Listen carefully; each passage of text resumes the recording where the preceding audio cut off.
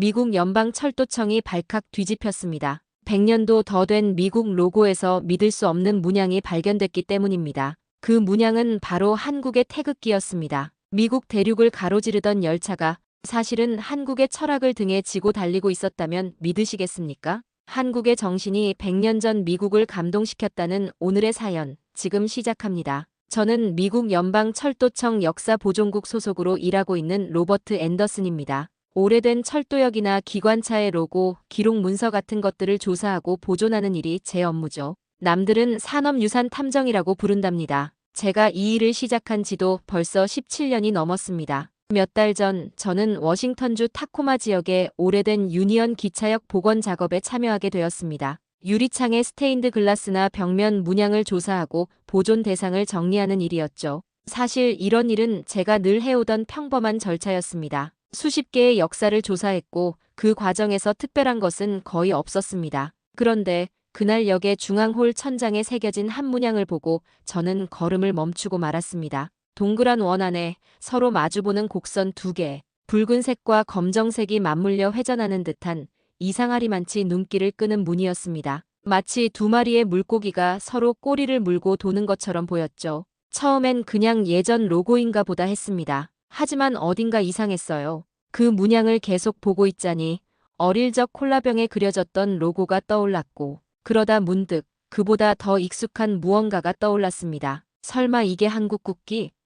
순간 저는 당황했습니다. 미국의 철도 로고에 한국의 문양이라니 도저히 말이 되지 않는 조합이었죠. 그렇지만 이상하게도 머릿속에서 그 의문이 떠나질 않았습니다. 그날 이후 저는 이 기이한 로고의 기원을 추적하기 시작했습니다. 단순한 도안, 단순한 장식쯤으로 생각했던 그 문양이 결국 제 인생의 철학과 감정을 송두리째 뒤흔들게 될 줄은 그땐 정말 상상도 못했습니다. 다음 날부터 저는 철도 역사 자료실에서 밤을 새웠습니다. 타코마역의 건축도면, 초기 설계안, 건축가의 메모, 심지어 건설 당시의 영수증까지 모든 자료를 뒤졌습니다. 처음엔 별 성과가 없었습니다. 그저 평범한 건축 자료만 있을 뿐이었죠. 그러다 우연히 발견한 한 장의 낡은 사진. 1901년 타코마역 개통식 당일의 모습이었습니다. 그리고 그 사진 속 역 정면에는 제가 본 문양이 선명하게 새겨져 있었습니다. 사진 뒷면에는 흐릿한 글씨로 이렇게 적혀 있었습니다.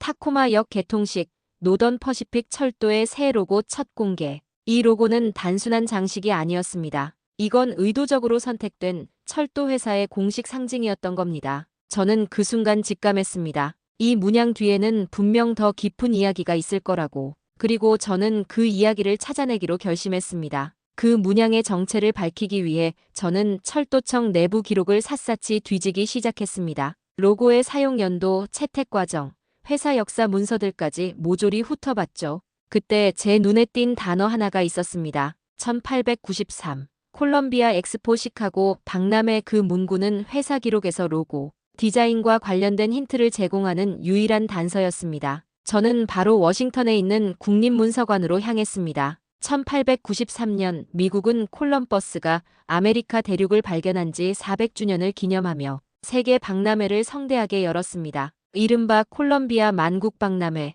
미국의 자존심을 건 산업자랑 축제였죠. 공식 참가국 47개, 비공식 포함 총 79개국, 6개월 동안 2,700만 명이 다녀간 그야말로 역사적인 박람회였습니다. 그런데 그 안에 조선, 지금의 한국이 참가했다는 기록이 남아 있었습니다. 그건 저에게 굉장한 놀라움이었습니다. 왜냐하면 당시 조선은 일본과 청나라 사이에 낀 지도상에서도 잘 보이지 않던 가난한 나라였기 때문이죠. 지금이야 K컬처니 반도체니 하며 전 세계가 주목하는 나라지만 1893년의 조선은 누구도 주목하지 않았습니다. 기록에 따르면 조선은 겨우 83제곱미터의 조그만 전시관을 세워 연, 방석, 칠기, 갑옷, 대포 같은 생활용품을 전시했더군요. 궁중 악사 16명이 현장에 와서 전통 악기를 연주했다고도 나와 있었습니다. 솔직히 말해 그 당시 미국인들의 눈에는 그저 이국적이고 낯선 싸구려 수공예품쯤으로 보였을 겁니다. 실제로 그 박람회를 취재했던 뉴욕 헤럴드의 기자는 조선 부스는 싸구려 쓰레기 컬렉션을 모아 시카고로 배송했다고 혹평했더군요. 조선은 전시관도 규모도 영향력도 미미했습니다. 그런데 그 부스 앞에 한 미국인이 서 있었습니다. 그 사람의 이름은 에드윈 해리슨 맥켄리 노던 퍼시픽 철도회사의 수석 엔지니어였습니다. 그는 당시 새로운 회사 로고를 구상하고 있었고 박람 회장에서 수없이 많은 나라의 문양을 둘러보던 중 조선 전시관 위에 걸린 태극기에 시선을 빼앗겼다고 했습니다. 붉은색과 파란색이 서로를 감싸며 회전하는 문양, 조화롭고도 대담한 기운. 그게 바로 지금 우리가 말하는 태극 문양이었습니다. 맥켄리는 그 자리에서 멈춰 한참을 서 있었다고 했죠. 그 문양을 눈에, 가슴에 새기듯 바라보았고 박람회를 마치고 돌아간 그는 곧장 회사 동료들에게 이 아이디어를 제안했습니다. 그렇게 태극 문양을 바탕으로 한 회사 로고가 디자인됐습니다. 모든 사실을 알게 된 후 제가 그 문서를 손에 들고 사무실 책상 위에 펼쳐놓았을 때 숨이 막히는 듯한 감정이 올라왔습니다. 싸구려 취급을 받던 작고 초라한 나라의 문양이 100년 넘게 미국 대륙을 달리는 열차의 얼굴이 되었다는 사실. 그날부터 제 조사는 더 깊어지기 시작했습니다. 이 문양에 담긴 철학, 이 나라의 이야기, 그리고 이게 단순한 우연이 아니었음을 저는 조금씩 알아가게 되었죠. 그날 이후 저는 태극 문양에 대해 제대로 이해해 보려 했습니다. 단순한 로고, 단순한 곡선의 미학이 아니란 것을 맥켄리가 왜 거기에 그렇게 사로잡혔는지 알 수 있어야 했죠.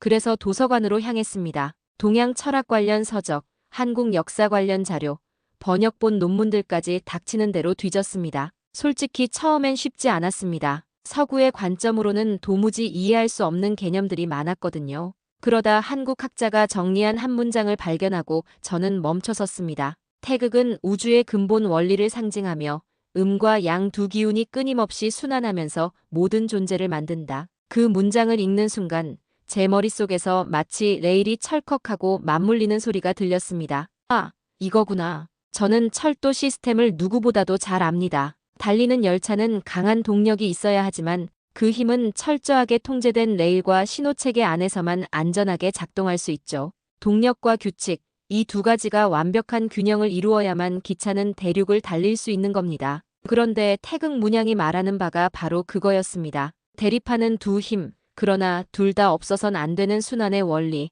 조화의 철학. 그건 단순한 장식이 아니었습니다. 그건 철학이었고 질서였고 존재의 방식이었습니다. 맥켄리 수석 엔지니어도 아마 이걸 정확히 설명하진 못했을 겁니다. 하지만 그는 본능적으로 느낀 거겠죠. 이 문양이야말로 자신이 찾던 균형의 상징이라는 것을요. 더 놀라운 건 맥켄리가 이 문양을 단지 로고에 쓰는 걸로 그치지 않았다는 겁니다. 기차의 기관차 앞, 화물칸 옆, 승무원의 유니폼, 심지어 표지표와 직원용 신분증까지 태극 문양이 사용된 기록이 남아 있었습니다. 당시 미국인들에게 이 문양은 낯설지만 아름답고 이국적이지만 품이 있고 이해할 순 없지만 왠지 믿음이 가는 상징이었던 겁니다. 저는 그 문양이 미국 땅을 달리던 그 시간 동안 수많은 사람들의 기억 속에 어떻게 각인되었을지 생각해보게 됐습니다. 한국이라는 이름조차 제대로 알려지지 않았던 그 시절.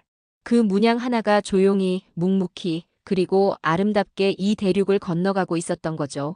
그걸 깨닫는 순간 제가 오랫동안 안다고 믿어왔던 철도라는 세계가 전혀 다른 깊이로 다가오기 시작했습니다. 태극만으로도 충분히 놀라웠는데 제 연구를 계속하면서 더욱 경이로운 발견이 이어졌습니다. 태극 문양을 둘러싼 4개의 기호, 다시 말해 사괴에 대해서도 알게 된 것입니다. 처음엔 그저 장식이라 여겼던 이 4기호가 사실은 우주와 인간을 설명하는 철학 체계였다는 사실을 알게 되었습니다. 건곤감리라 불리는 이 괴는 각각 하늘, 땅, 물, 불을 뜻한다고 했습니다. 이것은 단순한 자연 요소가 아닌 우주의 기본 원리였습니다. 마치 철도가 4가지 요소 기관차, 레일, 신호, 역로 이루어진 것처럼 사괴는 세계를 구성하는 4가지 기본 요소를 말하고 있었습니다. 더 깊이 파고들수록 사괴가 가족관계와도 연결되어 있다는 사실을 발견했습니다. 꺼는 하늘, 아버지 고는 땅, 어머니 감은 물, 아들 리는 불, 딸. 이 구조는 마치 가족이라는 작은 단위에서 우주의 원리를 보여주는 듯 했습니다.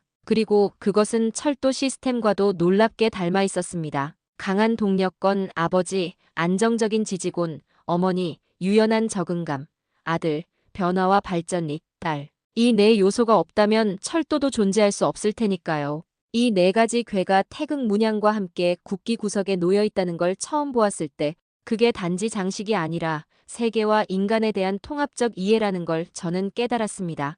이 문양 하나에 우주와 인간, 자연과 질서, 가족과 사회가 동시에 담겨 있다는 사실이 정말 믿기지 않았습니다. 100년 전 맥켄리는 과연 이걸 알고 그 문양을 가져갔을까? 아니, 그는 몰랐겠지만 그 문양이 가진 힘은 그가 몰라도 이미 작동하고 있었던 겁니다. 그날 이후 저는 태극 문양이 그저 예쁜 로고가 아니라는 것을 확신하게 되었습니다. 이건 철도 시스템에 있어 가장 근본적인 철학, 균형과 조화 그 자체였습니다. 열차는 단지 동력만으로 달릴 수 없습니다. 열은 식어야 하고 규칙은 지켜져야 하며 방향은 정해져 있어야 합니다. 그런 점에서 태극 문양은 철도라는 존재의 철학을 가장 잘 표현한 상징이었던 셈입니다. 대립하지만 균형을 이루는 음과 양, 움직이되 반복되지 않는 회전의 원리. 저는 보고서 마지막 장에 이렇게 적었습니다. 태극 문양은 철도라는 문명의 가슴에 새겨진 단순한 장식이 아니라 철학이었다. 이 발견을 토대로 저는 더 깊은 연구를 시작했습니다. 미국 내 다른 철도 회사들의 로고와 심볼들도 살펴보았죠.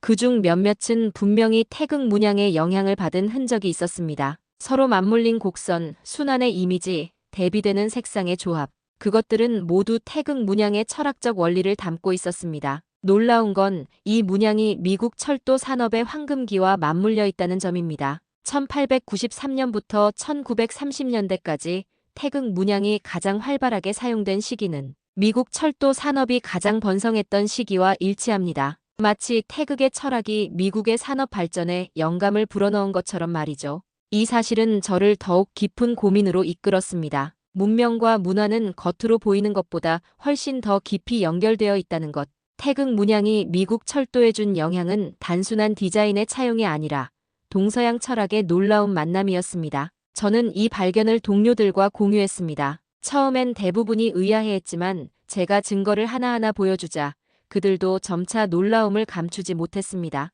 로버트, 자네가 발견한 건 철도 역사에 숨겨진 장이야. 이걸 세상에 알려야 해. 보존국 책임자였던 윌슨 박사의 말이었습니다. 그렇게 저는 태극과 열차 숨겨진 연결의 역사라는 제목의 논문을 준비하기 시작했습니다. 단순한 역사적 사실을 넘어 저는 이 논문의 철학적 고찰도 담고 싶었습니다. 동양의 지혜가 어떻게 서양의 기술과 만났는지, 그리고 그 만남이 어떤 시너지를 만들어냈는지에 대해서요. 한국이라는 나라는 사실 제게 그다지 가까운 존재는 아니었습니다. 전쟁 뉴스에서나 가끔 보았고 아시아의 기술 강국 중 하나라는 정도의 이미지였죠. 그런데 이 문양을 통해 한국을 알아가면서 저는 처음으로 그 나라를 존경하게 되었습니다. 외면은 초라했지만 그 안에 깃든 정신은 누구보다도 위대했던 나라. 비웃음 속에서도 묵묵히 자신을 드러냈고 결국 100년 뒤 그 문양은 미국 대륙을 달리게 만든 나라. 저는 그 태극 문양을 바라보며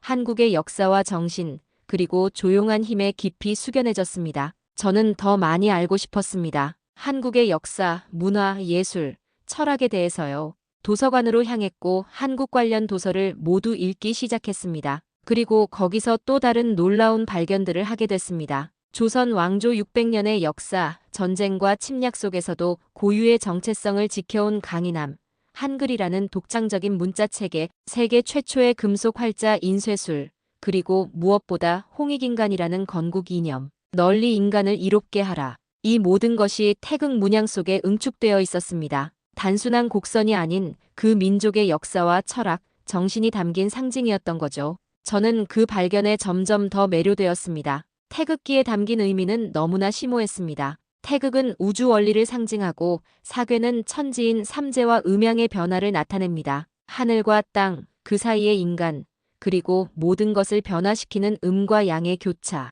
그건 마치 철도가 추구하는 이상과도 같았습니다. 땅 위에 길을 깔고 하늘을 향해 연기를 뿜으며 사람들을 실어 나르는 열차의 본질과 맞닿아 있었던 거죠. 타코마역 유리창에는 태극 문양이 조용히 새겨져 있습니다. 그 아래 수백만 명의 사람들이 오가고 있습니다. 아마 그중 대부분은 그 문양의 의미를 모르고 지나칠 겁니다. 하지만 저는 이제 알고 있습니다. 그 문양이 그저 장식이 아니라는 걸.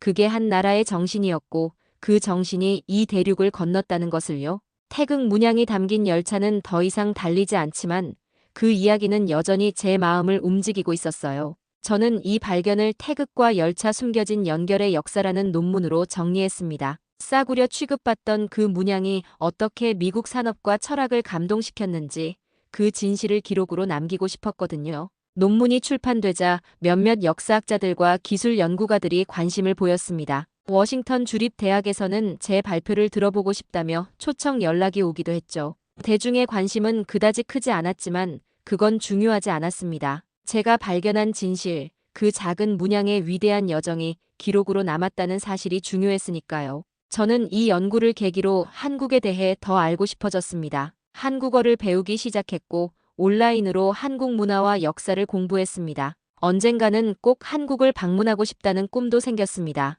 그 문양의 고향, 태극이 탄생한 땅을 직접 밟아보고 싶었거든요. 철도 역사가로서 평생을 보낸 제가 동양 철학에 빠지게 될 줄은 생각도 못했습니다. 그러나 인생이란 게 그런 것 같습니다. 가장 뜻밖의 장소에서 가장 뜻밖의 발견을 하게 되는 것. 그리고 그 발견이 우리의 삶을 완전히 바꾸어 놓는 것. 그 문양은 조선이 미국에 보낸 가장 위대한 메시지였습니다. 눈에 보이는 것만이 전부는 아닙니다. 때로는 가장 작고 낯선 상징이 가장 거대하고 익숙한 세상을 바꾸기도 합니다. 저는 그 진실을 태극 문양에서 배웠습니다. 태극 문양에 대한 제 연구는 계속되었습니다. 저는 실제 역사 속에서 한국과 미국의 교류 관계를 더 깊이 파고들어 보았습니다. 역사적 기록에 따르면 한국과 미국은 1882년 조미수 호통상조약을 맺으며 공식적인 관계를 시작했습니다. 그 이후 루즈벨트 대통령의 딸인 앨리스 루즈벨트가 한국을 방문하기도 했죠.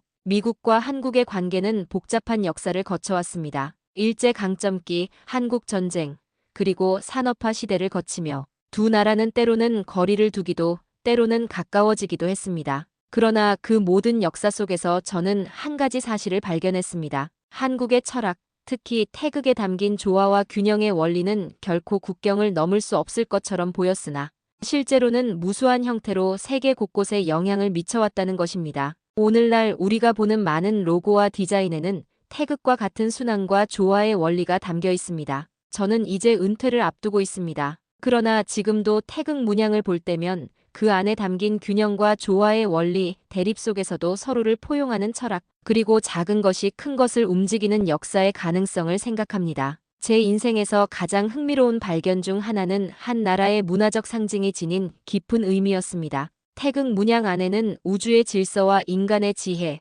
동양과 서양, 과거와 현재를 잇는 철학이 담겨 있었습니다. 태극의 정신은 오늘날 한국을 세계적인 강국으로 만든 힘이기도 합니다. 반도체, 자동차, 조선, 첨단 기술 분야에서 세계를 선도하는 한국. 그 성공 뒤에는 대립 속에서도 조화를 이루는 태극의 철학이 있었던 것이 아닐까요? 타코마 역 천장의 그 문양은 여전히 많은 사람들의 눈에 띄지 않습니다. 하지만 저에게 그것은 문화의 힘, 철학의 깊이, 그리고 역사가 우리에게 가르쳐주는 소중한 교훈을 상기시켜주는 상징입니다. 눈에 보이는 것만이 전부는 아닙니다. 때로는 가장 작고 낯선 상징이 가장 거대하고 익숙한 세상을 바꾸기도 합니다. 저는 그 진실을 태극 문양에서 배웠습니다. 오늘의 사연은 여기까지입니다. 미국에 숨겨진 태극 문양의 발견과 의미 어떻게 보셨나요? 여러분의 생각이나 느낀 점을 댓글로 남겨주세요.